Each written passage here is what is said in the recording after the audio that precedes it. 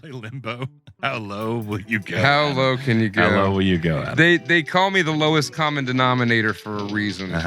So what were you asking? What was the question, Bobby? I was just saying, like, all right, so I got this like Elvira, Mistress of the Dark mouse pad. Mouse pad's nice. And it's awesome because like her bust is like an armrest. Cushy boobs. Like her boobs will help cure your carpal tunnel. And then every time Austin's over here, he's like, it's just hilarious to like talk to you while you're sitting in the toy room. You're just like feeling up the mouse pad. I'm like, dude, I don't even realize that. Yeah, no, you're just feeling Elvira tits. So all yeah, day. let me describe it real quick. It's an Elvira mouse pad. It's $20 on Amazon. Just order one if this sounds interesting to you. But basically, it's soft Elvira. The wrist padding, the wrist rest, I guess is what it is. Oh yeah. Elvira's got a nice wrist rest, if you know what I'm saying. Yeah, it's a funny gag gift. You'd buy it at Spencer's Gift or Gadzooks. They're on Amazon for $15. $19.99. Whatever. Highly recommend it. So I guess I was asking you is like if Elvira or just someone that looked, of that stature and caliber of human being was proportionally the size of this, like she came to life, but she was the size of this mouse pad. But she like would it be this? I wouldn't. But keep in mind the mouse pad cuts off at the bust. Like there's no full body. But I'm saying she would be full figured. So she has the full body. Yeah, it's not just. So it's like a 2 foot tall Elvira. Let's see. Would it be 2 feet tall?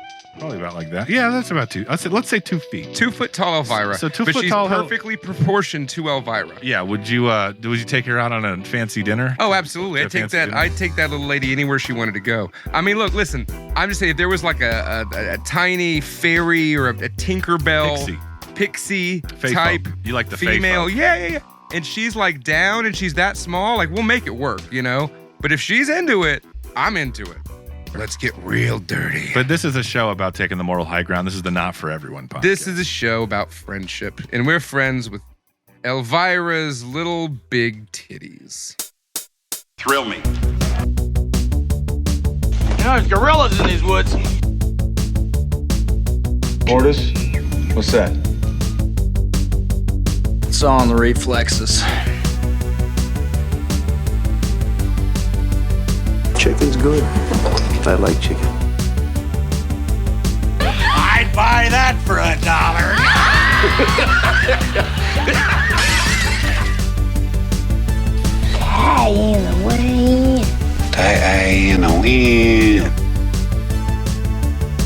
Oh, wait. Was she a great big fat person? I drink your milkshake. Carpet Day! You make me want to be a better man. I'm running this monkey farm now, Frankenstein, and I want to know what the fuck you're doing with my time! See you at the party, Richter. You're listening to the Not For Everyone podcast. My name is Snobby Bobby. It's been a little while since we last spoke with you guys here from live via Toy Room Satellite. We're in our second segment of films that we're doing of the year. Talking to you out there at Radioland. 2 weeks in the future. 2 weeks. 2 to 6 weeks in the future. When this is released in October. Yeah. Happy 4th of July, America. Well, I don't want to say it's released in October because this year's summertime theme is summer. What is it? How do we Flopbusters. Flopbuster video. Flopbuster video. Now I want to lay some ground rules with Flopbuster video. Okay. Because it doesn't mean we're only covering bad movies. Because what's life without rules, people? No, I'm just saying. Well, you got to clarify because we were like, that wasn't a flop. That's not a bad movie. Blah blah blah. Because technically, Event Horizon was a flop. Was it? Yes. It's a fantastic film. Technically speaking, it got a lot of reverence on VHS in the rental market. But that's just an example. Like, it's probably going to be a lot of horrible shit, though. And tonight, I don't know whose idea this was. I think we just came up with it because of Flopbuster video. We're starting off with Bruce Willis's 1991. Are we going to call it a classic? No, we're going to call it Bruce Willis's 1991 forgotten flop, Hudson Hawk. It is forgotten. However, I will say there's at least a nostalgia cult following of this movie. Oh, absolutely. I think you're part of it. Yeah, you said Hudson Hawk, and I was like, fuck yeah, Hudson Hawk. Yes, let's do Hudson Hawk. And just to put things in perspective, you grew up on this movie. Yeah, I was like 11 when it came out, and so I think I saw this shit in the theaters, and I'm an 11-year-old kid. I loved Hudson it. Hawk in the theater? I might have. Yeah, and back then I you definitely just go saw to it a on movie. Showtime or something. 1991, right? I think I saw Dances with Wolves, and I saw What About Bob in the theater. Maybe it was Fern Gully was around that time. You were I like think. 6. Your parents took you to see Dancing with Wolves? Yeah, dude, that's a great movie. I would not take a 6-year-old to see Dancing with Wolves. Yeah, I saw Dancing with Wolves in the theater. We watched that in like elementary school when we were learning about the Indians and shit. They're like, here's an accurate representation of I swear to God, I don't know if I've told this story or not. It's not really a story, it's just an aside. Yeah. They didn't in 9th grade geography class, we got to the part about the Cold War, and I swear to God, my teacher, who was kind of hot actually. Now that you think about Miss it. Jones, she used to walk to school on Mondays bow-legged, and everyone was like, oh, she got it, up the tailpipe this weekend. But anyway, like she didn't want to teach per usual in public schools. And she was like, yeah, just you want to learn about the Cold War, go watch Rocky 3 or Rocky 4. Wow. Rocky 3. Rocky 4. Rocky 3 was Clubber Lang. Oh, Rocky 4. Yeah, Rocky 4 was Ivan Drago. Wow. The movie that made everyone proud to be an American. Absolutely. And if you want to learn about the Cold War, go watch Rocky 4. Yeah, I mean, Beyond everything in the 80s, as a child, the Russians were just the bad guys. Yeah. Like the American soldiers were patriots, and they were good. Patriotism was good. Yeah, it's Cold War. Everybody believed in it. And the Ruskies were bad. And everything. And Red Dawn's still fucking awesome. Red Dawn is fucking awesome. Yeah. John Milius, bro. And even that makes sense that John Milius, did he write that movie? He directed it. I bet he wrote it too. But Oliver Stone wrote it. even like the Rambo movies and shit, even like the stuff that was like the atrocities of Vietnam will still have like this underlying patriotism thing. Mm-hmm. Mm-hmm. So I don't know. But I guess we're already talking about movies. We might as well go to it. Hey, guess what we do on this podcast, folks? Send us away. We talk about movies. And right now, we're going to be talking about movie recap. Movie recap. It's fun to switch it up sometimes. We switch it up sometimes. You always go first, so why don't you let me know what you watched recently for movie recap? Let's see. What did I watch? What did I watch? So I'll start with something that I went and saw in the theater. Seeing quite a few things in the theater this year. Seen many of the new movies, the new films, either as they are released or so you saw some movies recently. Rent them as they come out on the streaming. But the best movie I've seen this year, I can easily say hands down. Oh no, is this what I think it's going to be? The best movie I've seen this year was Spiderman Across the Spiderverse. Oh, thank God. It's fucking amazing. It's beautiful. It is absolutely magnificent to behold. Those Spiderverse movies are like they're like the last breath of quality in this Marvel universe. Okay, whatever. No, it is. Whatever shit you want to talk. I mean, you can. You have. I your haven't opinion. seen them either. Okay, so yeah, you have your opinion, Bobby. Of course, you have your opinion, and that's what we're here for. To I listen gotta to go your see Black Adam. Black Adam. Okay. That's your. That's wait a second. So what I'm trying to say is this: the movie is absolutely gorgeous. It changes so fluidly between so many different animations, and there's so many references to the comic books. Like I'm a big comic book lore nerd, and so I want to watch this movie at home and pause it and read the little snippets of information they have on there. Because, they pulled in Spiderman from the video games and from... What do you think of that? Like, let's start merging all the alternative universe. They kind of did that in the comics eventually, right? Like, yeah. To kind of retcon things here and there. Well, what they're doing now with these movies and like the Spiderverse and multiverse or whatever is basically saying, hey, this exists in the same universe as the comic books too. So the comic book universe, Earth, blah, blah, blah, is in the same multiverse as the movies, as the Across the Spider-Verse thing. Is Dr. Octopus a non-binary in this one? No. Now, Dr. Octopus was definitely the best villain. Oh, he's in the in first. it. No. Okay, listen. In the first Spider-Verse movie, The Tobey Maguire one. no. In the first Spider-Verse movie, Dr. Octopus was in Tobey Maguire. can I talk? You're asking me. Can I answer my question? Sam Raimi, like 2003, right? In the first Spider-Verse 2002? movie, there's a female Dr. Octopus. Oh, there you go. There it is. And she's fucking hot. And she's badass, and she fucks. You like shit. you like a girl with medical tentacles coming out of her yeah, back? a girl with tentacles. A girl with like 4 big medical tentacles. You could want to get down? Like, I don't want to get too graphic here because it's the Not For Well, Everyone let's podcast. get but, like, graphic. you could you know how you can kind of like slam a lady? Like you can pick her up and drop her if you catch what I'm saying. You don't even got to do it. The arms are doing it for you. You could have her do that for you, right? If Dr. Octopus was a hot lady, she could grab you with her little tentacles, and just slam you. So she also in the movie, she doesn't have big, or slam herself. She doesn't have big metal tentacles. She has like soft, mushy. I'm like, oh my god, I want her to put her tentacles. Right? Yeah, put them in me. I don't give a shit. Do whatever you want with them. All right, tentacle settle down, overlord mistress. Anyways, so the first Spiderverse movie is very good, very very good, and then the sequel, it actually made the first one better. It's really good too, dude. It's got Jason Schwartzman as the villain. And it's amazing. I thought you were in sales, Adam. I thought you were in sales. You don't like Jason Schwartzman? It's like saying, well, it's got the kid from The Sandlot in it. I'm like, anyways, I've already made a lot of reasons. It's got that fat redhead kid from The Sandlot. Come on, you love that guy. Bobby, the big green. Bobby wouldn't get it. But anybody out there listening, if you like anything relating to action and superheroes and cartoons, Spider-Man Across the Spiderverse, best movie of the year. I'm excited to see somebody else try to beat it. Well, I don't want to stay on this. No, you don't. Longer. No, you don't, because you don't have an opinion on it. No, you haven't seen it. So what movie did you watch, Adam, Bobby? I want to ask you about what movie did you watch, Bobby? I'm trying to play the voice of the audience. I just don't feel like you're not. You're the voice of yourself, dickhead. I don't feel like you speak for anybody but you. I don't think you gave me or the audience a good description as to why you liked the movie. Like, why was it good? What made you love it so much? It was beautiful. You just said it was badass. It was. No, I didn't. And the sequels or the original's good too. That's what you just said. You didn't listen to a word I said. It's got Jason Schwartzman.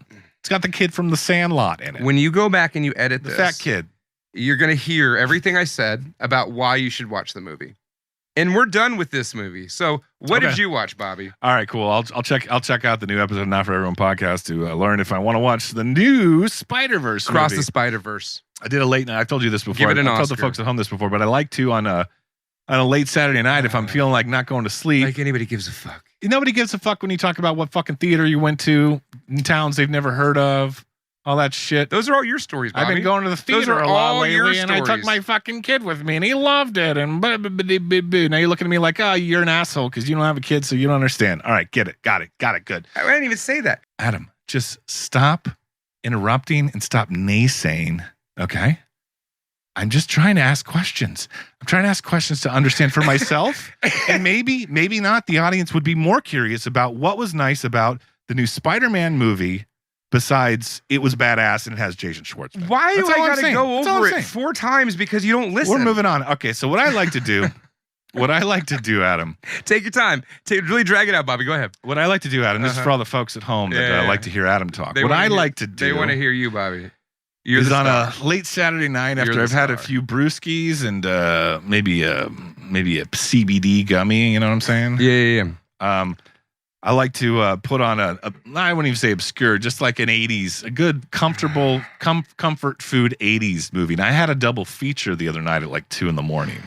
Now, it was 2 a.m. I was drunk, so I don't remember a whole lot of things other than I enjoyed both of them.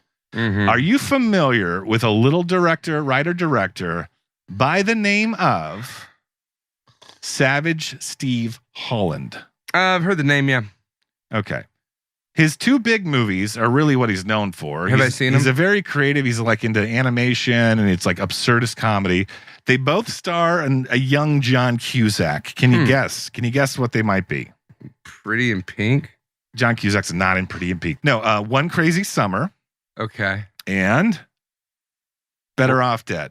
Oh, Better Off Dead.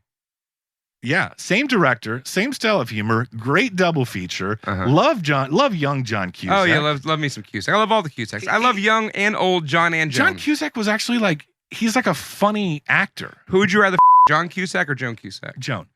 Uncle Fester, played by Christopher Lloyd, actually. Yeah, No. John Cusack. She's hot in Addams Family. I like her as a blonde in a white dress, trying to take all my money. Yeah, I love that. Addams Family Values is one of the great sequels. Fantastic sequel. Sequel. I was just gonna say, John Cusack was a solid comedic actor.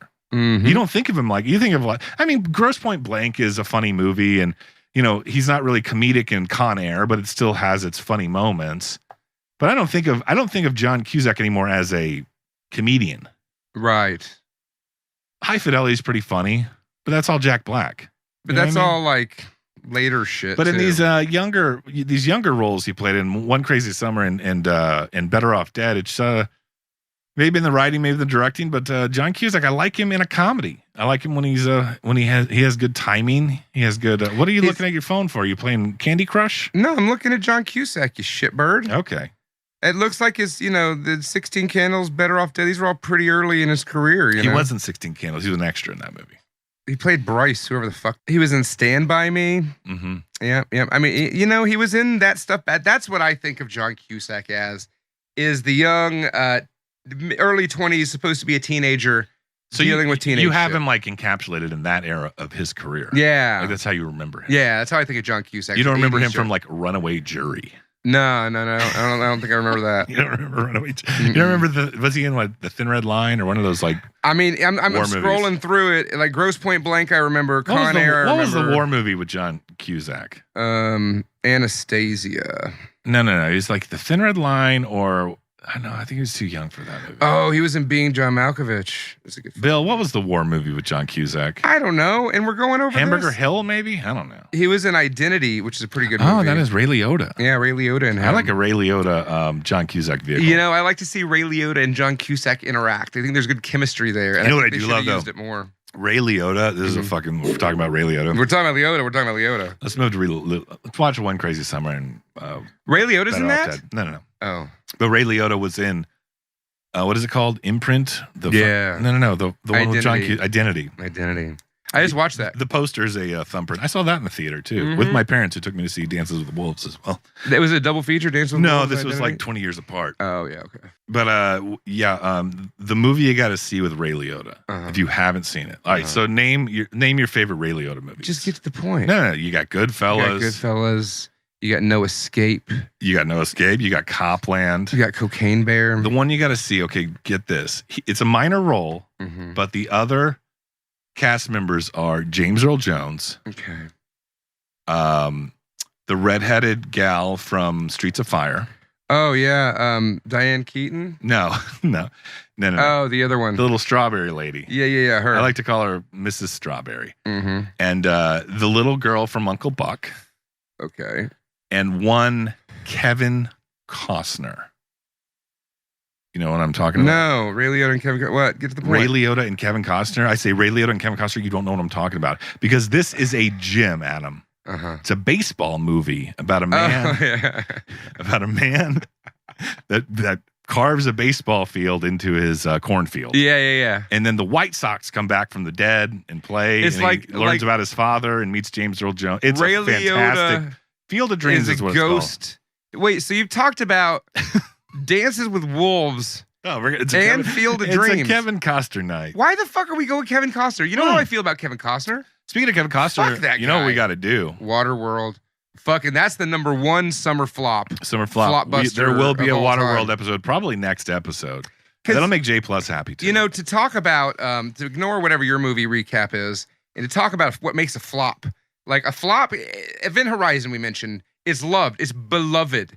However, when it came out, it didn't make any money. You know what else could be considered a flop? The fucking Thing, which is arguably Absolutely. the greatest movie ever made. Did it But- come out the same week as ET? Yeah, something That like was smart marketing. Oh, they didn't know. Did they not know? You're going against Spielberg? Come on, Johnny. So, what we want to talk about are the ones that are like big budget vanity projects that they're like, we're going to pump a ton of money into this because Bruce Willis or Kevin Costner wants to make this movie, and it's just total shit. I think it that's makes no money. That's almost required for it to be a flop. Is it a vanity project? I guess. There's no, not not vanity project. That they put a lot of money into it. Yeah. But I guess there's like probably some artsy fartsy films that never netted anything. That Yeah. would technically be considered a flop. But no, we're talking about the big time flops. Yeah, flop. I think of like shit like Wild Wild West. Which we will not be covering. Oh, thank God. We will not be covering Wild Wild West ever. Dude, it has Kenneth What about- Branagh what- with a what- giant robot fucking steampunk let's do this. spider. We're talking about fucking. Which seems like it should be cool. but Let's it's talk not. about the weird,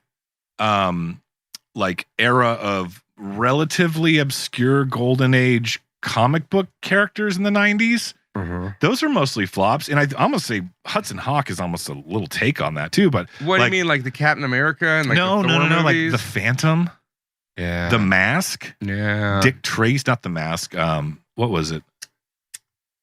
The Shadow. That's what I'm thinking of. Alec Baldwin, The Shadow. I mean, The Mask could fall The Mask could fall in that too. And then Dick Tracy with Warren Beatty.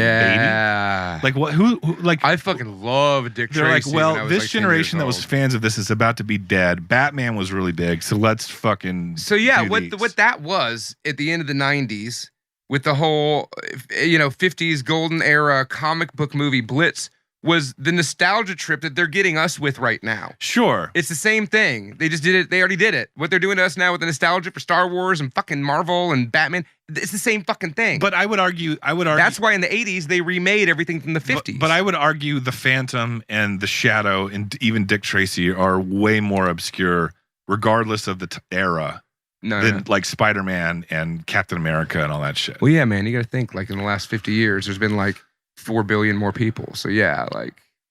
I think what that was too is they were like just. I was right. What I just said is a correct No, I'm not disagreeing with you. Quit nitpicking. But I feel like they were like probably kind of dipping their like, all right, Batman was big, but comic book movies are kind of risky. Like we don't really have the budget or the special effects for it. Let's try it with The Green Hornet starring Seth Rogen. Shit like that. Well, that was a little later. That was later. That was later. But you know what I'm saying? That's a whole different. That's a whole different example. Was anyone of what I'm talking asking about. for a Phantom movie? No, not really. I don't think so. Maybe alive now, but there was then. Yeah, you're not the center of the dead. fucking universe. No, I'm Bobby. just saying they don't exist anymore. Another one we won't be watching, The Lone Ranger. Yeah, those people are all dead. Well, they made one with Johnny Depp and it didn't do. That's shit. what I'm talking about. Yeah, it didn't. Do shit. It was a massive flop. That could be a summer flopbuster. We're not watching that movie. I'll watch it. I've never seen it. I'll watch it. I liked. It's got Johnny Depp as Tonto. I mean, like, how much is that the epitome of just like Hollywood, big money Disney? We're gonna put fucking Johnny Depp in. Let me ask you this: we're just kind of spitballing flops that come to mind, big blockbusters that never really took off. Flopbusters. Is any ones we mentioned besides Waterworld? Are we actually going to cover them on a future episode? Because I refused most of them. I think. So what you're saying is, it doesn't have to be summertime, just a flop in general. What you're saying is, you don't want to watch Wild Wild West. Mm-mm. You don't want to watch The Lone Ranger. Correct. You don't want to watch John Carter of Mars. No, I don't want to watch that or Hidalgo. No, we don't want to watch kind that. of awesome. You know what? Of that era, I don't that action, sci-fi, fantasy shit of the early 2000s. That's kind of badass. Cowboys vs. Aliens. That movie's stupid as fuck. No, dude, it's great. It's dumb as fuck. Watch it again. All right, I'll watch it again. I just think of it as a nice condensed standalone like rainy afternoon graphic novel. Right. That's what that movie is. I don't know why I hate it so much. Starts and it ends, and you don't want to explore the universe beyond that. It's just a story. Right. It's a dumb story. It is dumb. It's a dumb story. That's fine, right? I guess that's fine. Yeah. I'll have to watch it again. I'm not saying it's a fucking masterpiece. I'm just saying I didn't hate it as much as everyone. Maybe when it came out, for some reason, I was trying to hold it to a high standard. Oh, and another one is I don't from see that era? why I would, but I kind of want to rewatch this because it was so bad. I saw it in the theater. Roland Emmerich's, what was it, 10,000 BC? You know what I'm talking about? Yeah. Yeah, my brother-in-law made me go see that when I was living with them back in those days. And that was like the early 2000s. I saw it in the theater and it was fucking dog shit. Yeah, it was so bad. It was so bad. Fucking bad. I was like, how can a concept like this be bad? Because I'm like, I will watch some shit about ancient ass history that's all speculative and no one really knows. Because if they made that shit in the 80s, they'd be out in fucking Norway somewhere filming it. But at that time in history, it was all in front of a green screen. Yeah. So everything was CGI and it looked fucking stupid.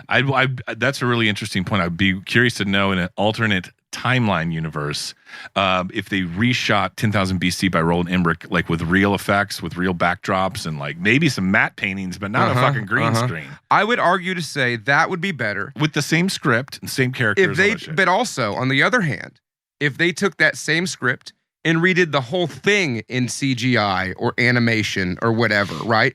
Not have the people, to take the people out of the equation. So either make it all live action or all CGI. Either way, it would have been badass. Oh, I see. But they mixed them together and made it fucking stupid. So and if they did like Valley and shit. Didn't they do like a super computer animated like King Arthur or something like that? They there was a Grendel. Beowulf. Yeah. Beowulf. Yeah. And then wasn't Clash of the Titan? No, that was that same kind of mixture shit. Don't mix it. Just do one or the other. Do one or the other. Right. Like that's unless you're Sam Raimi and it's 1996 and you're doing Hercules: The Legendary Journeys, you have no business or Xena Warrior Princess. You have no business mixing shitty CGI with shitty acting characters. Right. And I think that Not goes, even George Lucas. That goes back to my problem with the movie Prey. If it had been all CGI or all live action, it would have been amazing. There's a lot of people out there like me, though, they're like, oh, it's a fucking cartoon. I'm not going to watch that. Whereas you're like, you don't care. I'll totally watch a cartoon. Yeah. You can do more with the cartoon. You can show anything with a cartoon. There's I don't want to limits, retread no the bounds. Prey. I don't want to retread the Prey thing, but like, yeah, I kind of get what you're saying. Prey? Oh, Prey. Prey, yeah. But anyway, any other flopbusters you can think of off the top of your head? Are we still doing movie recap? Nah, not really. I want to talk this about is movie recap. I want to talk about a particular movie. Oh, is recap. this a modern flopbuster? Is it? That's called a segue. What do you segue me into? Oh yeah.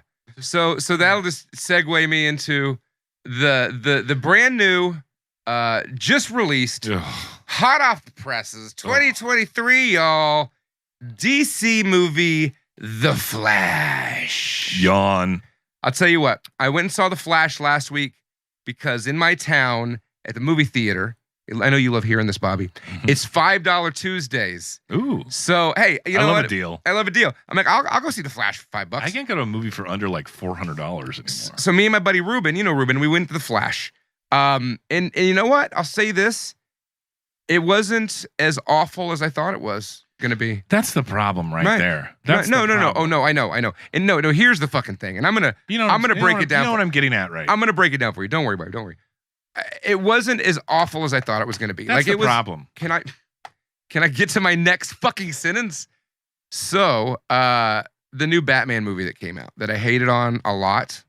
The Twilight Jared Batman. Leto? No, the Twilight Batman. That's the one with Paul Dano as the Riddler? Yeah, that one. I never even watched that one. I hated it. I hated it because it was long and it was just stupid and it was drawn out. But you like it better than The Flash? No.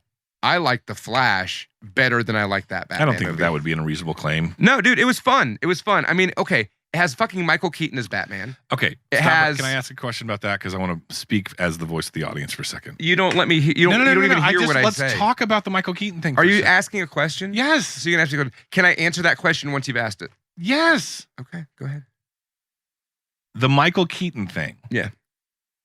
If you had to put a percentage on how much the appeal of this movie leaned on that Michael Keaton thing, what would you put it at? Does that make sense? Yeah, I hear what you're saying. I would say, is that what made if it didn't have Michael Keaton, would I have liked it as much? Okay, let's do this. Probably not. If they'd used Val Kilmer, I don't know. I mean, I might like it. It's cool, man. That would have been ballsy as like George Clooney or something. It's cool, dude. It's cool. I would mad respect The Flash if they cast George Clooney as that Batman role. The Flash is fucking cool. All right, it was a good movie, and the thing is this, right? Is that Uma Thurman? It didn't show her, but it did show Nicolas Cage. CGI Nicolas Cage as Superman fighting a giant spider. More of that multiverse Brainiac. Shit. Yeah, they're just weird. It's dude. weird. They're just they're just coming all over the place and hoping something. Yeah, they're like they're doing this. Let's do that's working on Marvel. Let's do the multiverse. It's the multiverse. Yeah, it's sad. It's just sad at this point. It is what it is. It's fucking pathetic. So here's what's great about it. It wasn't that bad a movie. The CGI is really fucking janky, like really bad. Like they didn't do it right. They didn't spend enough money, and you could tell it looks bad. And they've admitted it looks bad. That movie was in production for like 10 years. Something like that. Right? Like 4 or 5. And five easily. It wouldn't shock me if a lot of that CG is 10 years old. Yeah. No, I don't know. I mean, this is a big fucking budget. This is a huge studio releasing this shit. Nobody gives a fuck, though. That's the problem. They're just throwing shit out there now. Here's the wonderful thing about this. It is not the cash cow that it was 5-6 years ago. Well, the DC ones really never have been since they since they stopped doing fucking Nolan's Batman. Since that shit ended, they haven't really made money. Let me put it to you this way. You know, like when you're playing skee ball for a long time and you're really focusing, you start to get it in that middle hole, or that corner hole occasionally. You get the and then flow. Your arm starts to get tired, and then you're like, I have all these fucking tokens left. I'd rather play skee ball than play, some other putt golf bullshit. Right. I was like, I got tokens. I'm just saying, like, their Street Fighter. When you start haphazardly just seeing what happens if you just chuck the ball really hard, or like just like you walk up and you just drop it in the hole. This is a great aside. That no, I'm just saying it's like they're at that phase in the comic book movies now. They're just throwing skee balls and hoping something fucking lands. Right. So it's not. Here's the beautiful thing about all this. I'm glad I didn't forget my thought. It's a perfect analogy. Shut up. The beautiful thing about this is out of all of the DCU movies, DCEU, whatever, out of the majority of them I've seen, this is one of the best. I mean, this is like in the top 3 of them being good. I mean, it's a really low bar, bro. It's a really fucking low bar with the DC movies in the last 10, Hold 12 on a years. second. Are we counting the Christopher Nolan shit when you say this? No, I'm not okay, counting. because I don't either. This is not counting Chris. This is everything past Christopher Nolan. Yeah, I can't think Starting with Man of Steel. I can't think of a one that was like everyone really liked. The Batman versus Superman, Batman v Superman, Dawn of Justice. Let's sucked. just say there's no Guardians of the Galaxy in the DC universe. Justice League was slightly okay. Aquaman was slightly okay. Shazam was okay. Wonder Woman, I didn't even. I don't want to beat a dead horse, but that's the whole thing with these comic book movies is like when you say it was okay. I mean, okay. You wouldn't like it at all. Exactly. No, that's fine. You fuck can't. that. Fuck okay. But The Flash was a good movie. It was a good, fun superhero. It's what you would want. And I love that it flopped so miserably. It made was like a flopbuster. Oh, it was a huge flop. It made like $55 million in the first weekend, which is like dog shit on like an $8,000 million budget. I don't know what the budget was, but yeah, they're just. I mean, it is what it is at this point. You said that earlier, and I agree. Like, that's why I just kind of try to keep my finger on the pulse. If someone's like, no, seriously, like I still need to see the Dungeons and Dragons movie because you, Cameron, and Austin are like, it's fun. Fucking great. I'm it's like, a great movie. Sounds like a fun little summer romp, right? Exactly. Or like even like Kong Skull Island. I was like, that's what I want in a summer movie. We've talked about that before at nauseam. But all right. So The Flash is a flop. You thought it was pretty good. Better than expected. Michael Keaton. Total okay, flop. so let's say I'm going to guess. Let me just spoil one thing. I'm going to spoil one thing. Oh no. Michael Keaton, when he's just dressed as Bruce Wayne, when he's not Batman, motherfucker wears an ascot at all times. He has like a no, dude.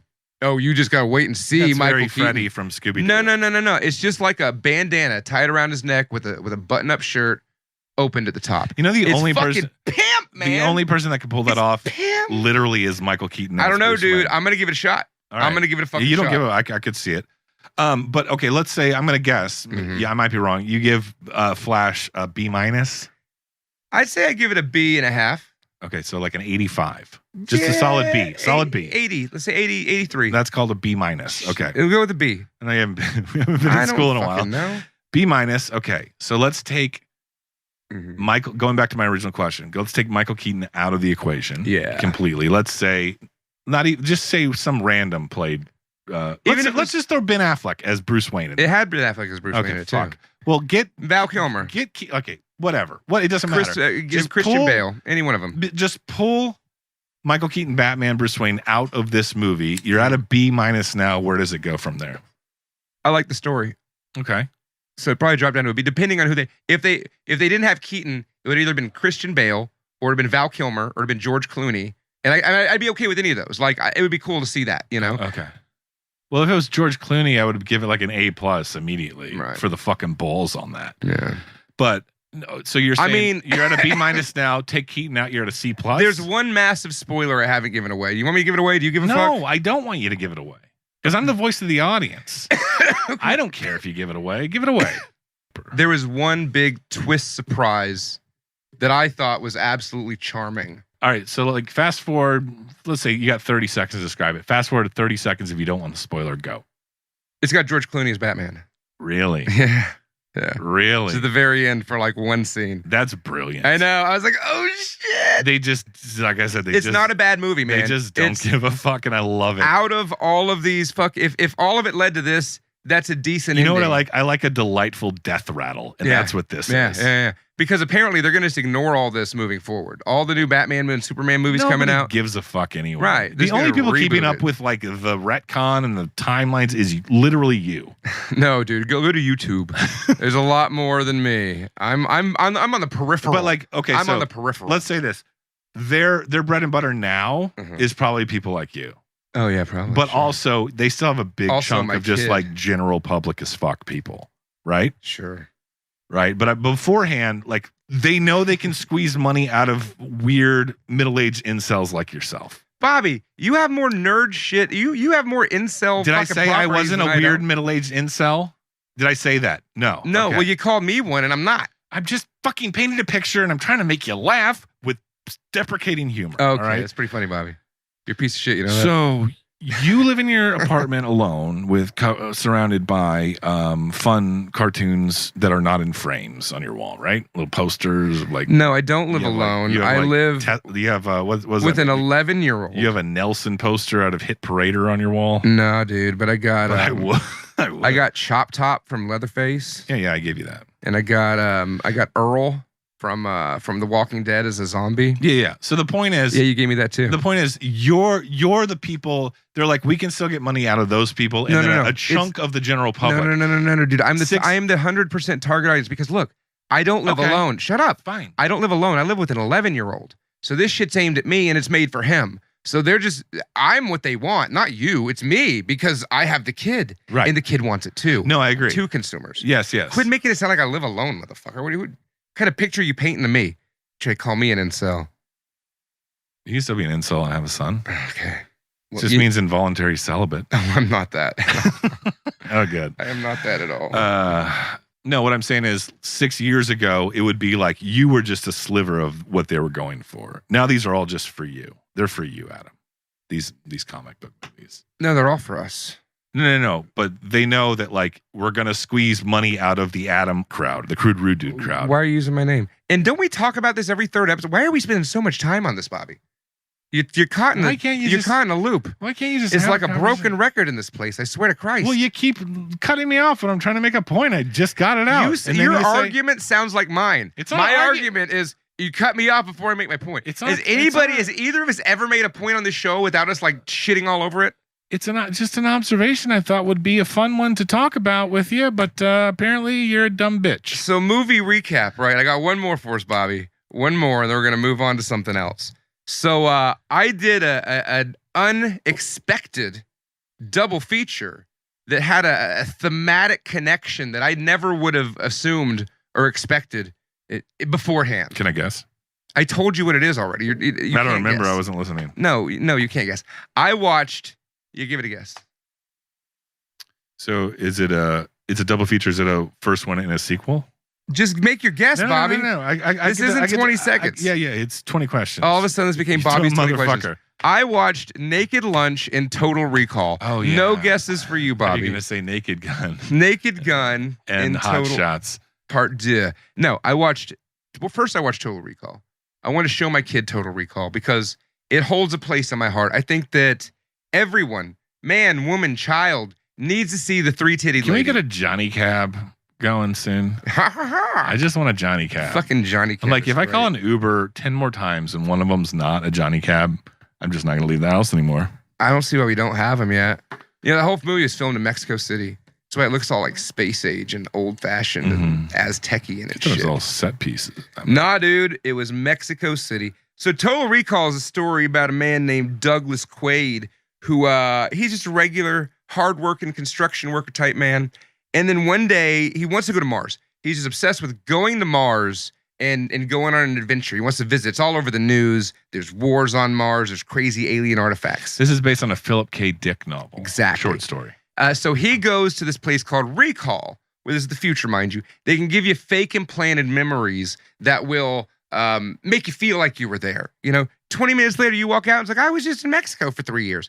I sold a child that I had. So he goes to Recall.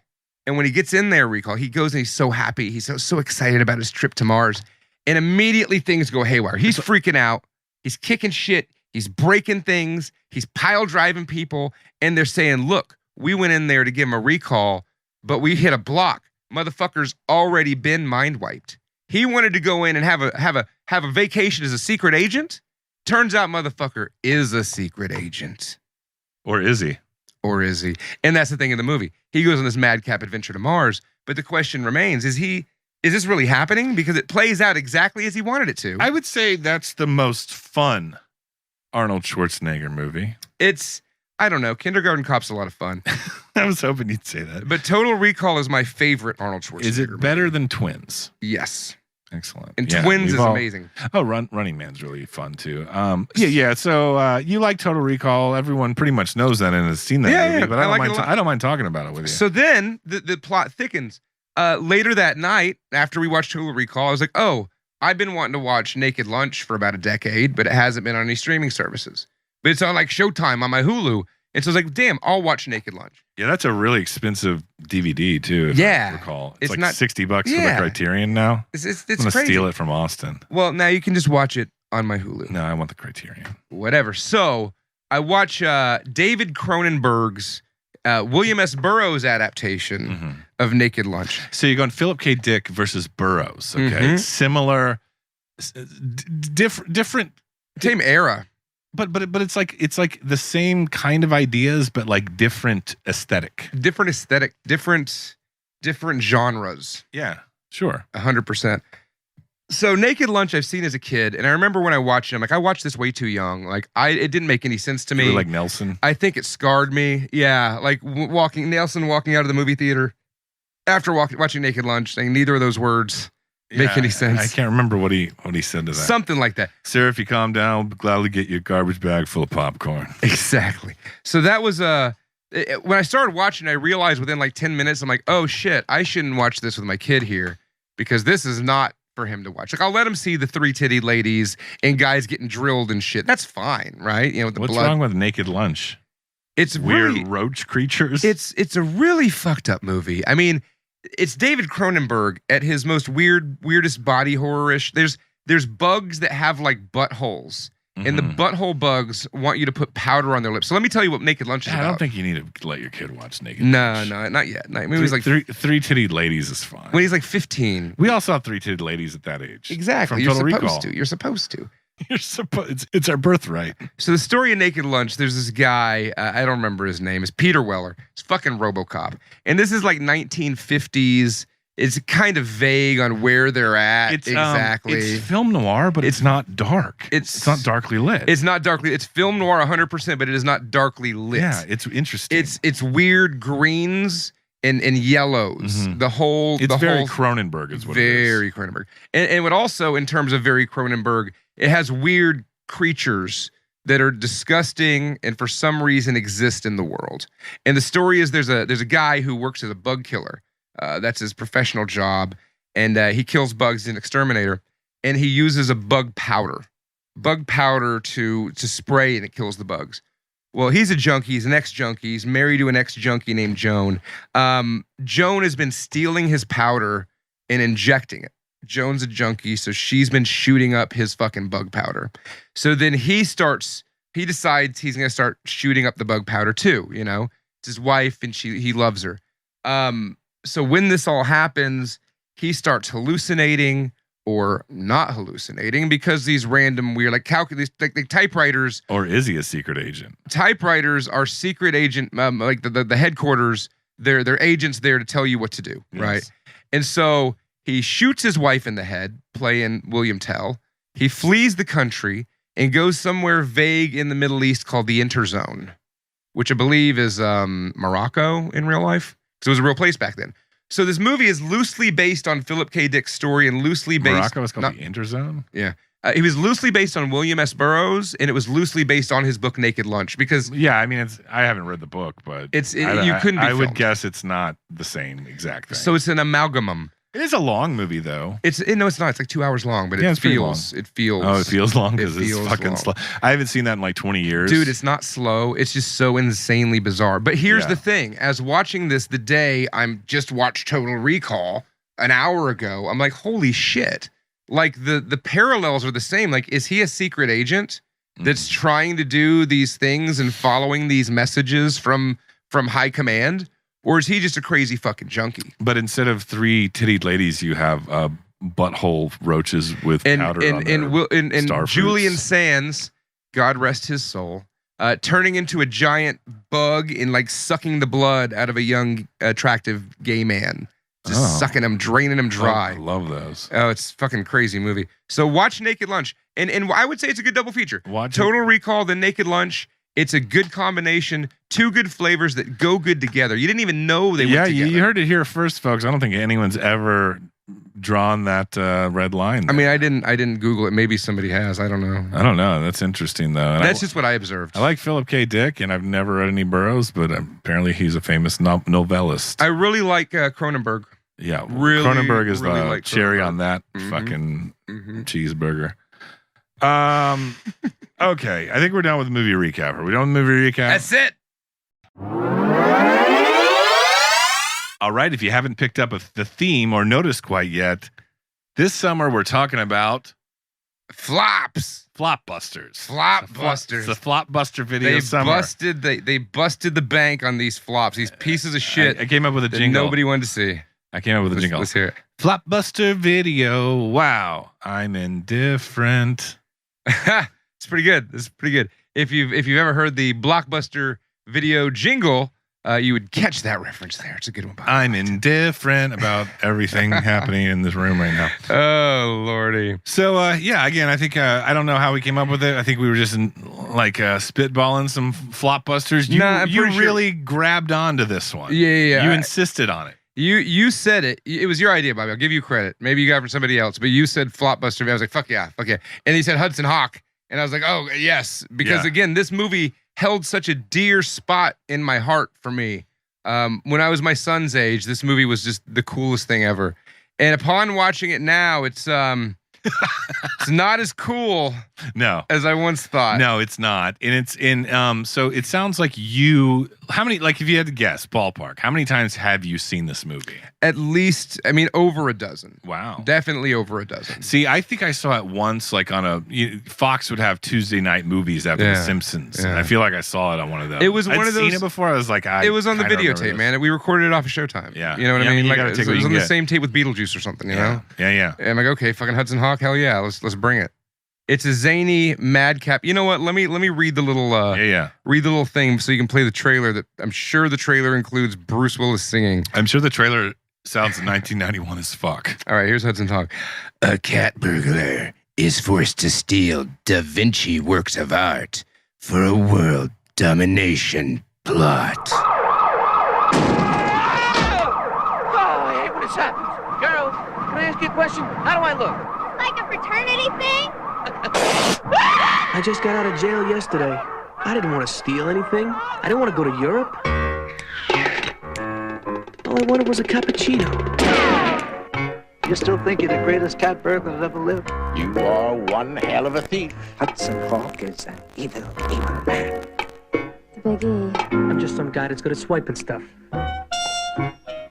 Eddie, we're hanging off a castle in the middle of Italy, and you're asking me how you look? Okay. You don't gotta get technical about it. You look gorgeous. You look like Zorro. Well, I didn't know.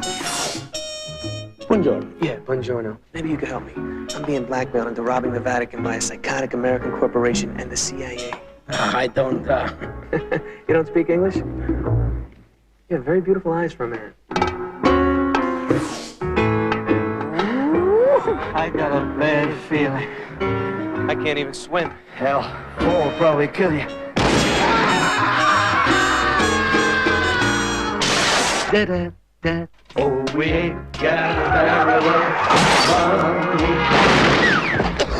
Oh, I was afraid you weren't going to drop by. You may be ragged and funny. You wanna know something, Eddie? What? You hit like a girl. But we'll travel along in a song. Started the week by stealing the sports stuff and ended by swiping the codex. Yeah, but What are your plans for the weekend? Hosting away the Coliseum? can't we just go back to the kissing part? Side by side.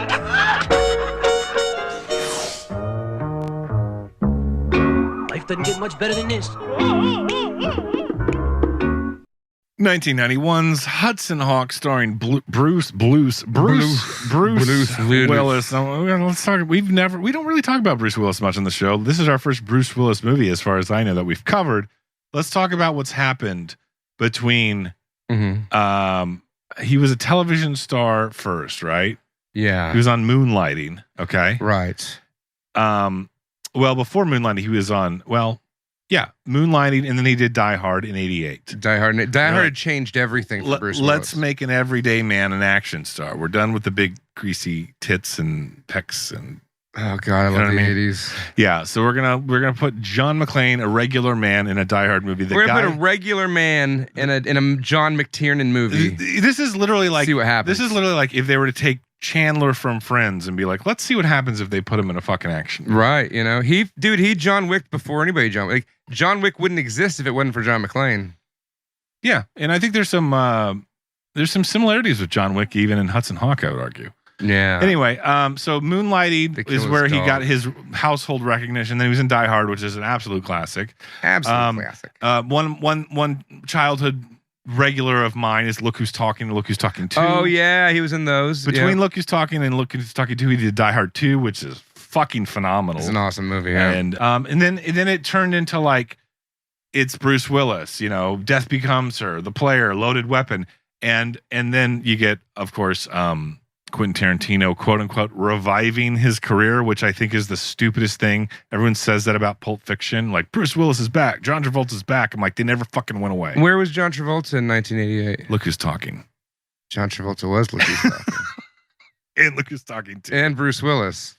They were already there. Yeah, like, Tarantino's but you know what? Bring him back, baby. Though? I mean, he brought him back from Look Who's Fucking Talking. You know what I mean?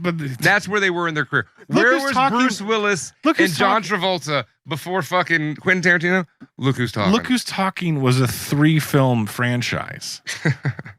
Like, they got some fucking paychecks. I don't even think Bruce Willis was in the third one about the dogs. I don't know. But, because the kid was old enough to talk at that point, they're like, we don't need Bruce Willis anymore. Wow. I don't know. Don't quote me on that. Wow. The point is, I bet Bruce Willis still got paid off of Look Who's Talking now. Yeah, but you know what? Like, Pulp Fiction's a lot better a movie than any of the Look Who's Talking trilogy. Fair. Granted. However,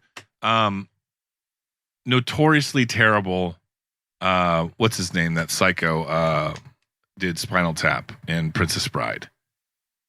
Rob Reiner? Rob Reiner. He's a psycho? Rob Reiner directed North.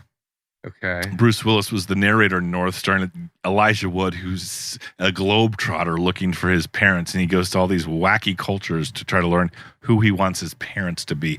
It was a flopbuster. It's a flopbuster. Who made this? Rob Reiner. We're not watching that shit. No, I'm not. I don't want. No, let's not do that. I don't want to watch that I'm just saying, speaking of flopbusters, but Bruce Willis has an interesting career, an interesting trajectory, I would say. Interesting trajectory. And you know, it sucks the scenario with Bruce Willis right now, you know, because he's done. He's gone. I mean, he's basically got Alzheimer's, you know, and it sucks. And it sucks for him and his family, especially, you know.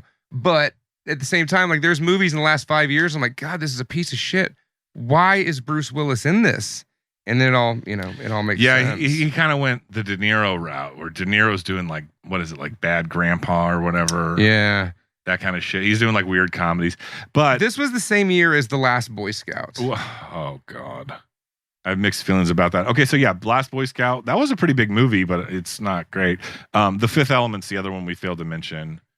That movie's fucking fantastic. Yeah, I knew you loved that movie. 12 Monkeys, of course. Okay, so we're just naming Bruce Willis movies now? I'm just saying he has a diverse career, because it's hard to think. Like, sometimes I'm like, what the fuck was he even in? Look Who's Talking, Look Who's Talking 2. We already said all these. Hudson Hawk. And I'm like, he's in a lot of shit, right? He's an icon. He's like a Cary Grant of our day. So we're gonna segue with all this shit Bobby's repeating over and over to tell you what this is about. So this movie was at a point, and look on your face, it's so worth it. It's at a point in Bruce Willis's career where I already said all this shit. He was able to kind of get carte blanche to make the movie that he wanted to make. He was a powerhouse. Right. So we have the Dick Tracys of the world, right? We have the Masks and these ridiculous movies we were speaking about before. So he's The Shadow. Yeah. He's like, I want to write a movie with me as a cat burglar. And it's going to be a big budget movie. And the studio's like, Brucey, baby, you got the gold touch. Anything you touch is pure fantastic dynamite. Look Who's Talking 2. Huge hit. What do you got for us? Huge hit. What do you got? What do you got, Brucey, baby? And so he decided to do Hudson Hawk. Written by Bruce Willis, Robert Kraft, and Stephen E. D'Souza. He also decided to write the theme song for it. So Bruce Willis does a lot of singing. I don't know where he was in his singing career when this film came out, but I think he was trying to what is it like an EGOT? He was going for an EGOT. One Night with Bruno or whatever. One Night in Paris. I don't know. He has an album called It's Bruno or some shit like that. He goes by Bruno? Yeah. Well, he used to. Yeah, he used to. Now he can't remember his name. It's fucked up. Why are we laughing at this? No, I know. It's terrible. Rest in peace, Warlock. Director. Tell me about the director. What if this? Oh, wait. What I was going to say is, I'd be curious to know how much Bruce Willis actually contributed to the screenplay, or was he just, they're like giving him writer's credits as like he improvised a few lines, or like he had a little bit of creative input, but like, did he sit down with a typewriter and write the script for Hudson Hawk? I think that what I kind of think it might be, and I don't have any historical speculation. This is all speculation. This is all just me making shit up. I think like he had the idea, you know, like this is the idea. Like there's characters in the movie. He's a cat burglar. He's from New Jersey. There's characters in the movie. There's a whole gang of CIA goons that are based on candy bars, and there's Butterfinger, and there's Kit Kat, and there's Snickers, and there's fucking Twix, Reese's. I don't fucking know. They're like, oh, that's really funny, Bruce Willis. We're going to use that. I think Thank you for writing this movie. I like to think that was a Bruce Willis idea. Yeah, like he came up with that shit. I think those were Bruce Willis ideas. Now, it is worth noting though, this movie has a fucking killer cast. Spectacular. First of all, cast. Bruce Willis, who we talked about, who wrote the movie apparently. Yeah, apparently. You got Danny Aiello. You love Danny. I love me some fucking Danny Aiello. You ever watch The Professional? Yeah. You ever watch fucking Moonstruck? I mean, come on, man. You ever watch Do the Right Thing? That's a good one, right? Sal and Do the Right Thing. People love that movie. I love that movie. Yeah. So you got Danny Aiello. We're just getting started though. Here, we're just getting started. What I like to call I like to list them off sometimes. The early 90s broads that your dad had a crush on. So Andy McDowell comes to mind. Andy McDowell's in this movie. The other ones are like Renee Russo. Oh, yeah. Sigourney Weaver. Right.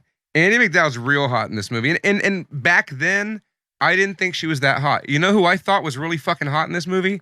Sandra Bernhard. Yeah, you love Sandra Bernhard. Oof. I'm watching this movie just oh my God, viscerally repulsed by this woman. You're just like over there hard as rock. Oh, she looks like an angel right out of hell. She's like a goblin. She's like the goddess of the goblins. But she's dressed all fancy and like the big fancy. Oh my God. Yeah, if you doll up Sandra Bernhard, she's not too bad. No, she's gorgeous. But she's an awful looking person. No. She's a beautiful human being. Very funny. I remember her in Follow That Bird, where they were throwing lettuce at each other in that movie. They were launching She lettuce may not with be lettuce what you consider traditionally beautiful. Well, she's not traditionally beautiful. She's not old Hollywood beautiful. She's like her own If you're going to cast Aphrodite in a movie about the Greek gods, you don't cast Sandra Bernhard. So she's in it. James Coburn's in it. I think Coburn being in it was totally Bruce Willis too. He just like wanted to do a movie with James Coburn. This reeks of I would probably assume safely that Bruce Willis is a Coburn fan. Fuck yeah, man. Why would you not be a Coburn fan? Is there anyone else? Oh, David Caruso. David Caruso's in it. Richard E. Grant is in it, and I fucking love Richard E. Grant. Oh, we didn't even name. He was in Logan. Probably the second best star power after Bruce Willis. One, Frank Stallone. Frankie fucking Stallone is in this movie. Holy shit. Frank Stallone deserves so much more than what he got. Yeah. He was the Chris Penn of Stallone's. Right. He was the... When was he the Chris Penn of Stallone's? Well...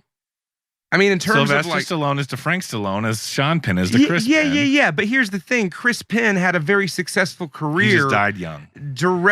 Completely away from Sean. I mean, I like Chris Penn better than... Reservoir Dogs. Stallone had nothing... Or Sylvester Stallone had nothing to do with Hudson Hawk. Frank Stallone was in it, though. I'm not saying that he had a killer performance. I'm not saying cronyism. I'm just saying that... Nepotism is the word. Frank Stallone. He's a good actor. Isn't the same level of actor Frank as Stallone's Chris Penn. But no, okay, fair. Yeah, Frank Stallone didn't have a fucking monologue in Reservoir Dogs. It's true. If he did, you know what though? But he could do that. He could do that. That's all I'm saying. After watching Hudson Hawk again, they never gave Frank Stallone the opportunity. They never gave him the chance. They always put him in B movies like, oh, that's fucking Stallone's little brother. Fuck that guy. Well, he or is older brother. I don't know. Tremendous. Yeah, Frank Stallone's Hawk. awesome. In Hudson Hawk, he really, he's a Stallone. He's a Stallone. That family's pure talent. He is pure talent. I mean, I don't know if his mom. All right, let's do was this. An actress, but you got Mark Wahlberg, and then you got Donnie Wahlberg. Yeah, is that a better comparison? Sure. What do you think is more successful, New Kids on the Block or Mark Wahlberg's movie career?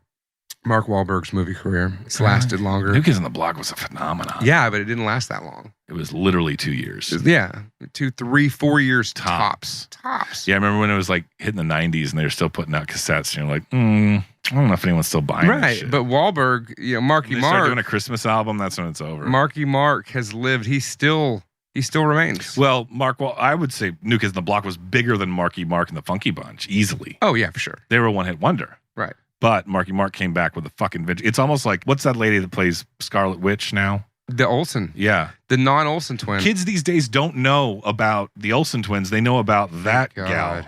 Right. You know what I mean? Is she younger? They're like, wait, the sisters of, what's her name? Ashley. No. There's Mary Kate and Ashley are the twins from Full House. Elizabeth Olsen? Uh-huh. Yeah. Kids today only know Elizabeth Olsen as like the Olsen. Right. They're not like, what, her sister was in some sitcom? Are the Mary Kate and Ashley older than Elizabeth? I think? Yeah. They are. Yeah. Wow. Yeah. Wow. One of them is married to like some fucking like count or something. Some like business tycoon. That dude watched Full House. Yeah. For sure. Yeah. For sure. Anyway, what are we talking about? Hudson Hawk here. Hudson Hawk. Now, Adam, we went through the cast here. Let's talk about the director really quick. He directed Heathers. Heathers director. And Michael Airheads. Lehman? Is it Lehman? Sure. Michael Lehman. Michael Lehman. Lemon. But he doesn't have a lot of directorial credits. However, well, actually he does. He has a lot.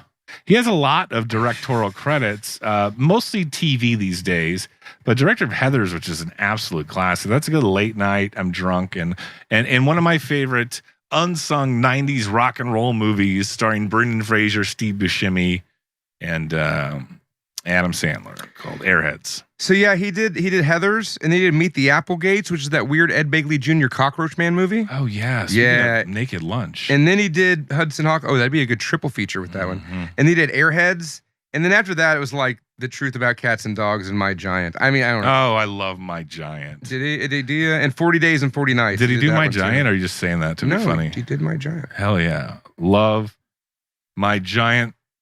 It's based on Andre the Giant. Great Billy Crystal vehicle, My Giant. Quite possibly. So we're going to talk about this movie or what? I got a question for you. Yeah. 1991's Hudson Hawk starring Bruce Willis. What is that movie about? It's about this guy. We open up on like a fairy tale storybook of the ancient Renaissance area history of Italia. And out there's a big castle. And what's happening in this castle, which is being explained to us in a cheeky narration, is Leonardo da Vinci is trying to turn lead into bronze. Yes. However, he has a giant mechanical Da Vinci-esque machines working, and it doesn't work in turning it into bronze. It turns the lead into gold. And it was at this point in the movie I turned to you and I said, Adam, what the fuck is this movie? As sincerely as I possibly could. You liked it. You were liking it. So after that, it just shows Da Vinci. He's like, oh my God, I made the gold making machine. I got to hide it because it's not. Yeah, you could change the world. Right. So like John Travolta in Phenomenon. Exactly. So he's trying to not pull a Travolta. But then what happens for some reasons, we just flash forward. Yeah. So flash forward in time. The point is, Da Vinci apparently solved alchemy. Yes. Right? With his flying machine or something. No. He had it was like a crystal. It was like the lament configuration, like twisted into a different form. Yeah, but with a flying machine attached or something. No, the flying machine was separate. Wings. He had a flying machine. You have to fly the crystal through the sky. And nobody flew the crystal, Bobby. It's like this weird Da Vinci, Rube Goldberg. I was like, I saw this on Assassin's Creed. Where do you think Assassin's Creed saw it, bro? Hudson fucking Hawk. The only reason anyone knows about Leonardo da Vinci is because of Hudson Hawk. Right? He wasn't even a real historical character. It was there's a great little joke, and this just really sets the tone for how fucking stupid this movie really is. It shows he's painting Mona Lisa, and then Mona Lisa smiles, and her teeth are all janky. And it's like, oh, that's why she's not smiling in the picture. Yeah, and we'll call that a Bruce Willis creative input as well. That joke. I mean, we couldn't. It'll be. Actually, I think that's too clever for Bruce Willis, to be honest. You know what? I feel like we're souring the name. It's a better joke than anything that was in the Mario Brothers movie. Fair enough. So then He's agreed. Hudson Hawk is this cat burglar, and he's getting released from prison. It's his first day out of prison, and he's in New Jersey, and all he wants is a cup of coffee. No, he wants a cappuccino. Yeah. So his buddy, his pal. This was the 90s when they were like, they're like, if you watch like My Cousin Vinny, they're like, I bet they don't even have Chinese food here. And they're like, that was like a new exotic thing back then. It was like Chinese food. And in this movie's version of that is like cappuccino. Like, oh, he's so 90s and cultured because he's looking for a cappuccino. Right. Yeah. Okay. I'll let you think that. So then Danny Aiello takes him to the cappuccino bar, but the day he's out of prison, he's confronted by none other than Frankie fucking Stallone, one of the Mario brothers. He's like Lucenzo and Vinny Testaverde Mario. It's the Mario brothers in this movie. This was before the Super Mario Brothers movie with Bob Hoskins and Leguizamo, right? Assumptively, yes. I think that was 93-ish. Yeah. This was before that. This is a good Mario Brothers movie. This is a prequel. This is a great one. This is like a multiverse. The Mario Brothers is when the like Mario Brothers as we know them are like witness protection, formerly Frank Stallone of the Mafia. Right. So anywho's, they make him do a job. He's got to break into an art house and he's got to steal a horse. Well, that was made by Leonardo da Vinci. He just got out of prison. Just that day. Yeah, that day. So he's a hot ticket for criminals. Mm-hmm. A lot of these criminals more or less want to like hold him, not hostage, but like force him to do all these forced jobs. Employment. And now, do you think he indentured servitude? Do you think he was trying to get straight though? I mean, he said it with his mouth, but no. The day he got out of prison, he like almost stormed out of the room because he didn't want to do the robbery, But Danny Aiello, Danny Aiello was like, "No, we got another job. You got to do this job." But I've been out of prison for literally 10 minutes. But there's a reason. There's a reason that becomes clear later on. We'll get to that. So he's got to steal this horse by Leonardo da Vinci, and now here's where we get to learn about how amazing and ingenious a cat burglar Hudson Hawk is. Mm-hmm. So he's called exposition. He's so clever that he doesn't use a watch to time his breaking in. He uses song. There's a lot of stuff in this movie where it's like, okay, I get it. You're like telling the audience that like this guy knows his shit. He's an expert. He knows what he's doing. He's a little cocky. Uh-huh. But you would think the most sophisticated cat burglar in the world would not risk it all by doing a song and dance number with his partner while robbing the Leonardo da Vinci Museum. Yeah. So what they do with these two fantastic cat burglars portrayed by Bruce Willis and Danny Aiello. Okay, if you've ever seen Danny Aiello, he looks like a cat burglar. So he's in Do the Right Thing. He's in Do the Right Thing. He's in that 2 Days in the Valley. He's in that Lose the Toupee. So anywho, they cat burgle, but they don't use a watch to do their timing. They sing Frank Sinatra songs out loud in museums while they're dancing around without wearing masks, without wearing gloves of any way, shape, They're or form. cocky as fuck. Cocky as fuck. And they know that there's security guards in this place. Right, and they're singing. And they're like rigging up all the security system to like loop the tape and all that shit. What is the song they're singing? I can't remember now. It's something like Putting on the Ritz, but it's not that. It's Would You Like to Swing on a Star? Yeah, Swing on a Star.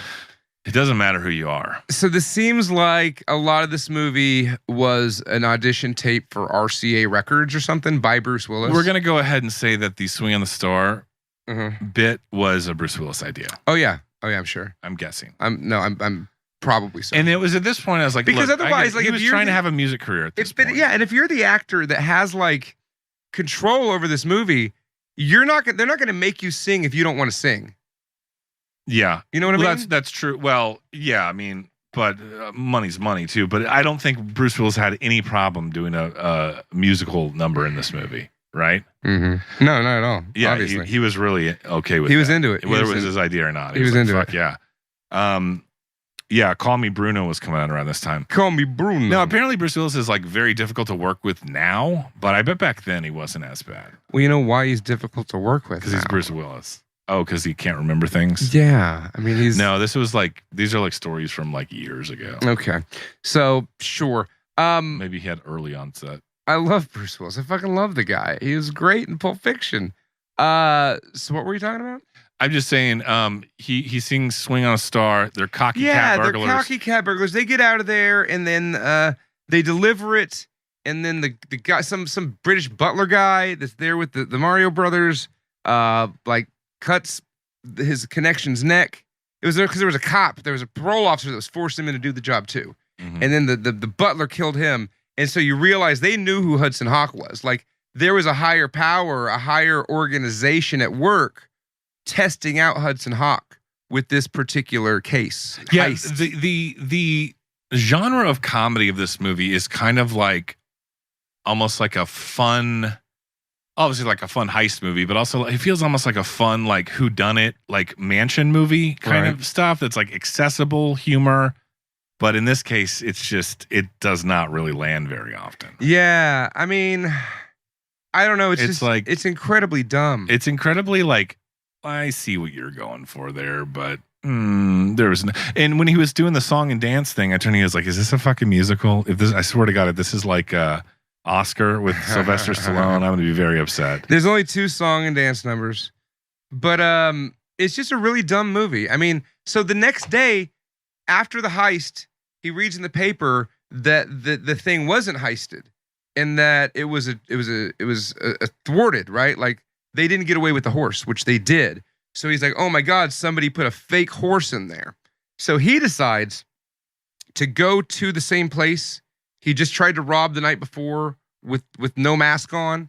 He's gonna go back to that place in a tuxedo and sit there and look at the auction. So that makes total sense, right? And that's when he meets Annie McDowell. Your dad's big crush from the 90s. Big crush from the 90s.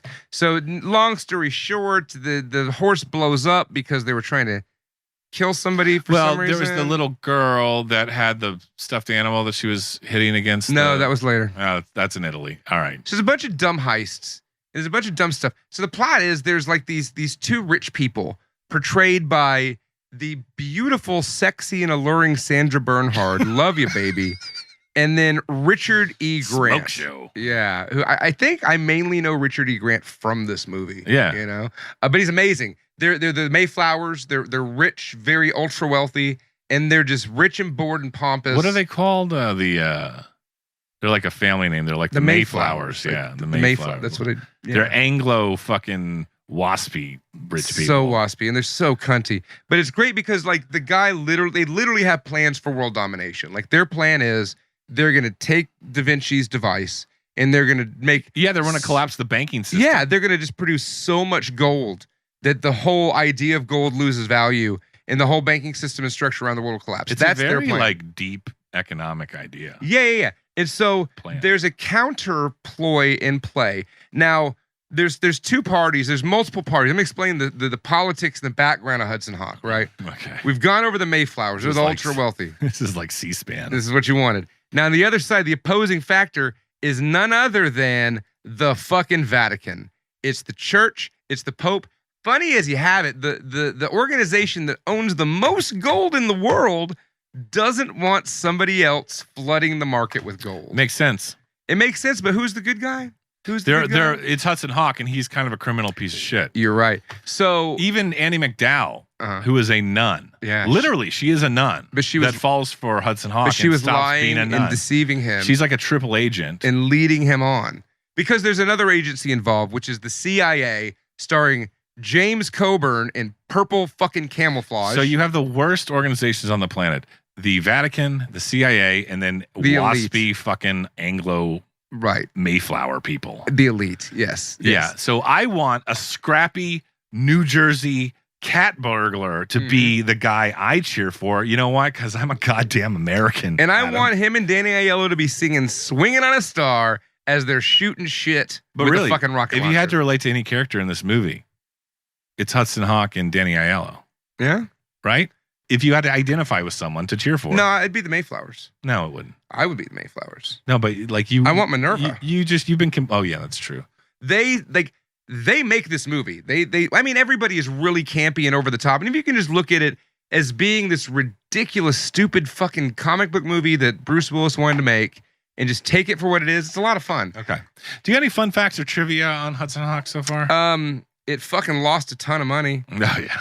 Oh yeah, that's a good thing to bring up on the Floptober. What is this called? Flopbuster video. Yeah, they marketed it as an action movie. Like it was marketed as fucking Die Hard, you know. And then it comes out, and it's very much a comedy. It's very much, but stupid, not that funny comedy. Stupid, not that funny. It's an attempted comedy. It's great, dude. There's a scene where James Coburn is doing like fast-forwarded kung fu kicks on Hudson Hawk. And it's just like, it's like Looney Tunes. Yeah. It's like fucking Looney Tunes. That was the point where I realized, like, oh, this movie's really not taking itself. Like, at first you're like, oh, this is kind of just a fun 90s comedy action. And then by that scene, I was just like, oh, this is like.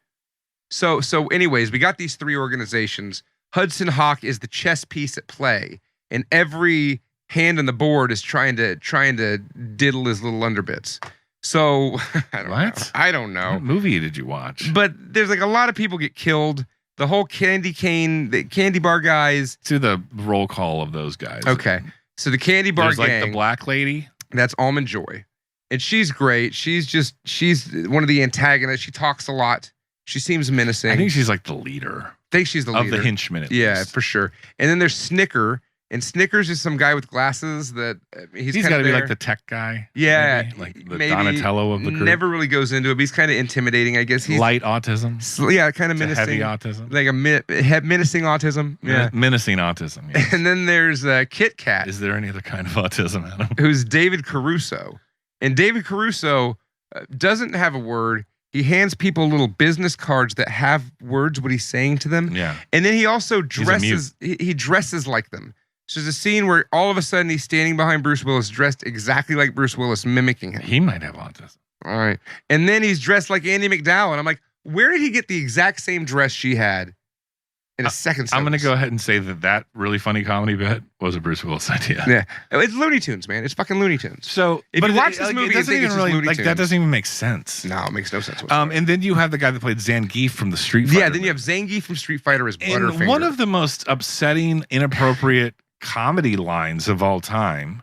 I don't know why this is in there. We had to rewind. I was like, did he just say that? So I want to say Bruce Willis and Andie MacDowell are up in their apartment and they're staking, like the candy bar gang's like staking out the house, right? Yeah. And then the camera like pans down to them. And they're staking out the house. They're sitting in the car. And what's his name? It's Butterfinger. Zangief. Butterfingers is like, one of the first things he says in the seat is like, you guys want me to go rape him? Do you think that got some laughs in the theater in 1991? Because I don't know if it did. I don't know. Why did they like? What are they like? Yeah, this is a good joke. I don't. And I'm not like Mr. Like that's off limits. Don't talk about that. It's like, just what the fuck? Awkward. It just didn't. It didn't land. It didn't land well. No, it didn't. It didn't land at all. And I think like the shot it was very forced. And afterwards they're like, no, just read your book, stupid. So that whole scene was shot for that joke. Like that really awesome joke. That joke that made the cut. Dare I say Bruce Willis's idea? I don't know. I feel like, everybody says too soon, and I don't really ever adhere to that. You guys want me to go rape him? But I feel bad about hating on Bruce Willis because I know he's all like sunsettered now. I mean, I don't want to slur Bruce Willis, but I think the amount of cocaine he did when he made Hudson Hawk is why. Or wrote it. Or wrote Hudson Hawk. Oh, yeah, I was thinking what would be funny right now is if Butterfinger said, you guys want me to go rape him? Maybe he heard a guy say, you know what, I'm not going to make excuses for fucking Bruce Willis or any of the writers on this. It's a bad joke. It's not even funny. Welcome to the party, pal. You listen to the 1991 episode of Hudson Hawk on the Not For Everyone podcast. I'm going to pause for a station ID real quick.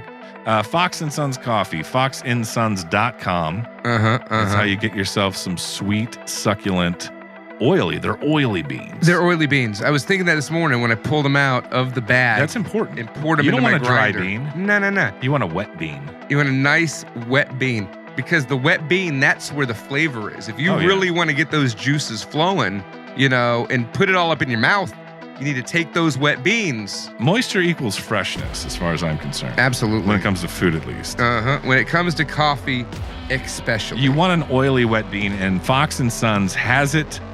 Get yourself a subscription. They'll send it to your house. Right to your house. Every month. You don't even got to go anywhere.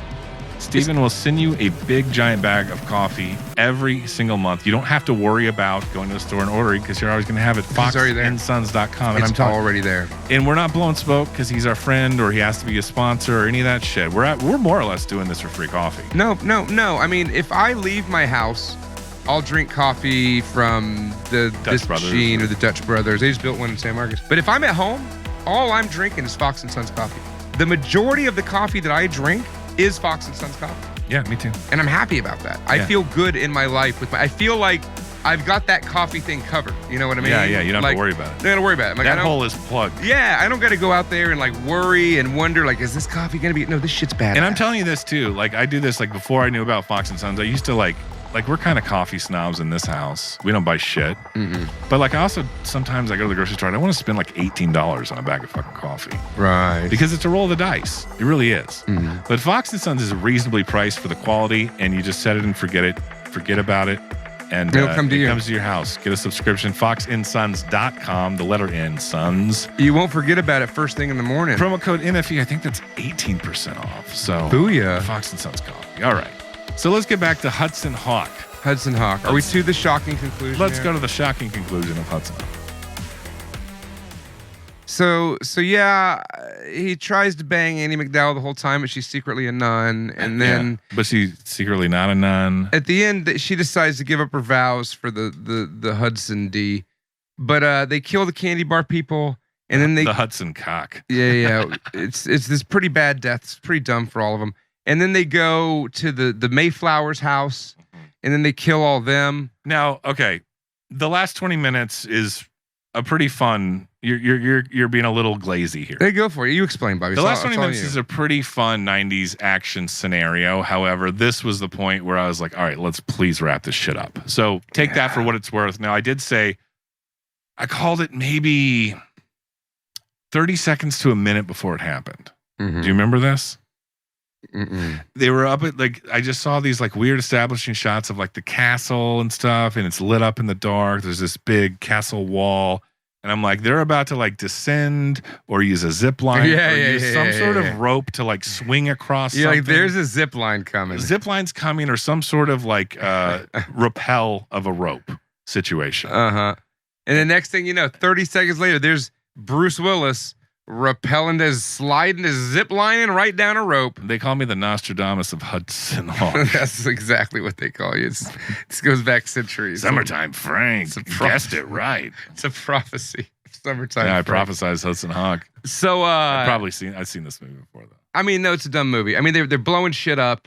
They're singing songs. they put together the crystals to make the gold machine, and he put it together wrong, and the bad guys didn't think to check. Right. Yeah. And like, it's fucking stupid and weird. It's fine. But I feel like this is something I want to bring up because like, I feel like there was an era where I'm trying to think of another example where it's like the girl and the guy get in some crime hijinks, but by the end of it, like, it's like the girl, the guy, and then like the guy's partner, like the third person's like walking off into the sunset. Like they're all pals again. And like, you know, it's always that thing. What was it?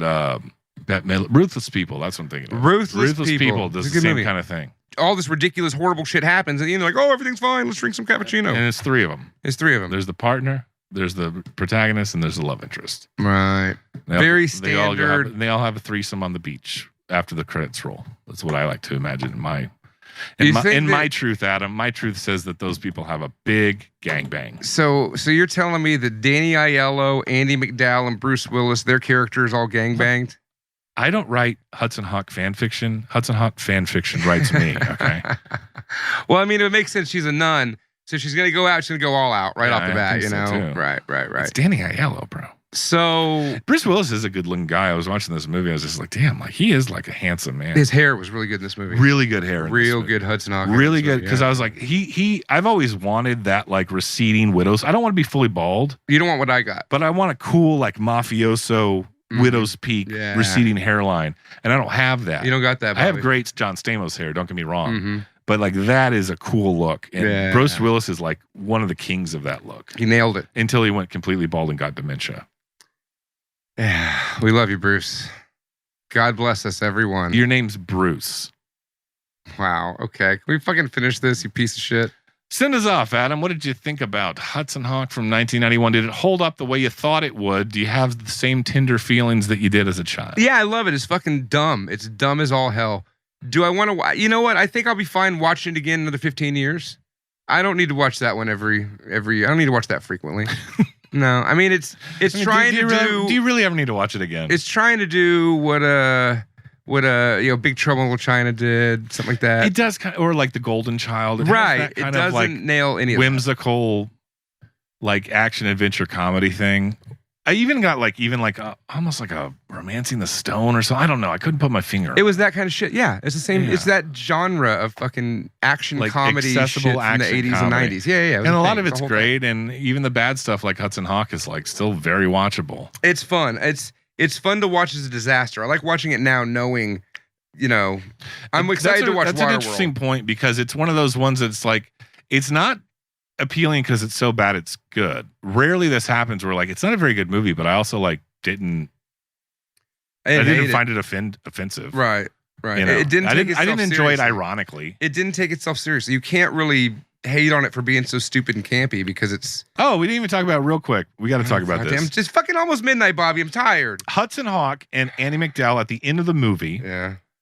Get on Leonardo da Vinci's not the three-way. Oh. They get on the Leonardo da Vinci's flying machine and fly through Italy, and everyone's like, it's like the symbol of Italy is Leonardo da Vinci's flying machine. Everyone's just cheering, yay, national pride for Italy. And you're like, if you saw that in real life, you'd be like, what the fuck? Why is Bruce Willis and Annie McDowell on a flying machine? Well, I mean, you gotta think this is a different time, Bobby. This is 1991. Nowadays, everybody's be recording it with their phones. Let me put back it this then. way. If you saw it, I'd be like, "Yeah, look at you! You're on a flying machine. For fun, you're gonna die." For fun, early '90s, I guess family comedy action. Yeah, better movie is The Rocketeer. Yeah, it's The Rocketeer is way better than fucking Hudson Hawk. Don't even try to debate this with me right now. I really like The Rocketeer, but I don't know. It's kind of apples and oranges, I guess. A little different. A little different. Rocketeer's coming up next. I mean, this would like The Rocketeer didn't have Sandra Bernhard like slapping somebody in the face and calling them worthless. The Rocketeer licking on their faces. The Rocketeer did not satisfy any of your early kinks. Oh yeah. I didn't realize like that kink until I watched fucking this movie. I was like, oh god, that's where that. Jennifer Connelly's a little vanilla for you. Yeah. You like a Sandra Bernhard. Yeah, like me a Sandra Bernhard. You take Sandra Bernhard over Jennifer Connelly. Yeah. She was in Rocketeer, right? She was. Yeah. I'm just making that up. But she had that caterpillar back then, too. Fox & Sons Coffee, foxandsons.com, promo code NFE. You've been listening to the Not For Everyone podcast. We're in the beginning phases of Flopbuster videos. Flopbuster videos. I'm going to bed, folks. I'm indifferent. Flopbuster video. Coming soon, new stuff from Not For Everyone.